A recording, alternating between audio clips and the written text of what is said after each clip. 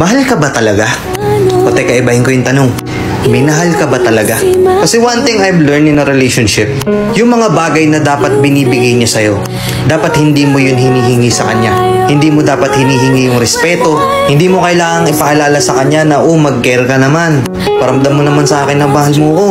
Hindi mo na dapat hinihingi yung mga simpleng bagay na dapat ginagawa niya sa'yo ng kusa. Kasi kung talaga mahal ka niya, kusa niyang gagawin yun, kusa niyang ibibigay sa'yo yun. Hindi yung parang tangang desperadong desperado na iparamdam niya lang sa'yo at ipaalala niya sa'yo na mahal ka niya. Kasi kung totoong mahal ka ng isang tao, magkukusa siya. Kusa niyang ipaparamdam sa'yo na mahal ka niya. Kusa niyang ipaparamdam sa'yo na nagkikare siya, na nagpapahalaga siya. Pero bakit ganun? Bakit karamihan sa atin mas pinipili na lang natin maging tanga?